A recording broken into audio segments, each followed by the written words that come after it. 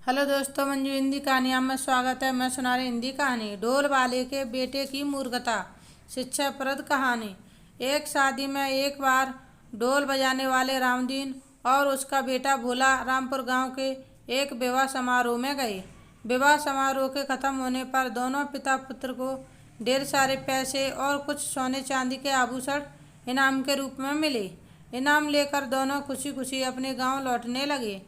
दोनों एक छोटे जंगल को पार कर रहे थे कि बेटा बोला, पिताजी आज तो बहुत आनंद आ गया। आज तो मैंने जितना सोचा था उससे कई गुना ज़्यादा कमाई हो गई।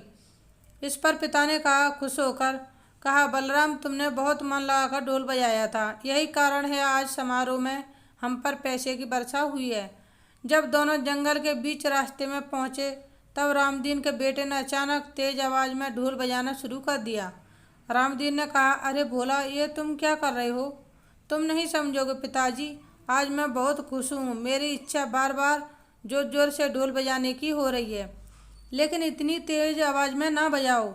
इस जंगल में डकैत और लुटेरों का समूह रहता है। ढोल की तेज आवाज़ सुनकर वे यहीं आ जाएंगे। रामदीन ने अपने बेटे को समझाते हुए कहा, आप बिल्कुल परेशान ना हो पिताजी, मैं अपने ढोल की तेज आवाज़ से उन्हें डराकर भगा दूंगा। भोला ने हंसते हुए कहा। उधर जंगल में छिपकर बैठे एक लुटेरों के समूह ने ढोल की आवाज़ सुनी तो उन्हें लगा कोई राजा अपने दल के साथ शिकार खेलने आया है। कुछ मिनट बाद रामदीन बोला, भोला अब तुम मान भी जाओ, जो धुन तुम लगातार बजा रहे हो ये केवल एक ही बार बजाई जाती है। लेकिन भोला कहाँ मानने वाला था, वह लगातार ढोल बजाता ही रहा। तुरंत ढोल बजाना बंद करो, तुम समझते क्यों नहीं? यदि लुटेरों ने ढोल की आवाज़ सुन ली तो रामदीन ने भोला से गुस्से में कहा, पिताजी आप बेवजह ही इतना डर रहे हैं। मैं अपने ढोल की प्रचंड ध्वनि से उन्हें इतना भयभीत कर दूंगा वह हमारी तरफ आने के बारे में सोचेंगे भी नहीं। ऐसा कहकर भोला ने दोबारा ढोल बजाना शुरू कर दिया।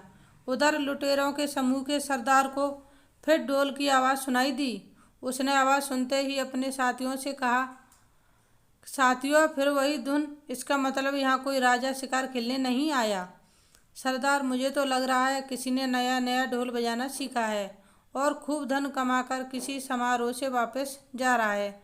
समूह के एक सदस्य ने अपनी राय बताई, तुम ठीक कह रहे हो, चलो हम इस ढोल वाले पर धावा बोल देते हैं। लुटेरों के सरदार ने अपने साथियों को आदेश देते हुए कहा। मात्र कुछ ही समय में लुटेरे ढोल वाले पिता पुत्र के पास पहुंच गए। उन दोनों के पास मोटी मोटी गठरियां देखकर लुटेरों को सरदार समझ गया कि उन्होंने आज ढेर सारा अनाज और धन प्राप्त किया है। इन दोनों ने तुरंत छीन लो इन दोनों से तुरंत छीन लो ये गठरियाँ, सरदार ने अपने साथियों का आदेश दिया। लुटेरों ने उन दोनों से उनके पास जो भी सामान था सब छीन लिया और उन्हें धमकी देकर और मारकर वहाँ से भगा दिया। मैंने तुम्हें कई बार ढोल बजाने से मना किया था, पर तुमने मेरी बात बिल्कुल नहीं मानी। तुमने आज खुद ही अपने पैर पर कुल्हाड़ी मार ली है। रामदीन ने अपने सिर पर हाथ पटकते हुए अपने बेटे से कहा। भोला ने अपने पिताजी से बोला, पिताजी मुझे माफ़ कर दो, आज अधिक पैसे कमाने की खुशी में मुझसे बड़ी भूल हो गई। मैं समझ गया कि बड़ों का कहा ना मानने का अंजाम हमेशा बुरा ही होता है। फिर दोनों पिता पुत्र मायूस होकर पछताते हुए अपने गांव की ओर चल पड़े। सीख, बड़े बुजुर्ग जो कुछ कहते या सलाह देते हैं उसमें भलाई छिपी होती है। वे जो भी कहते हैं अपने अनुभव से कहते हैं।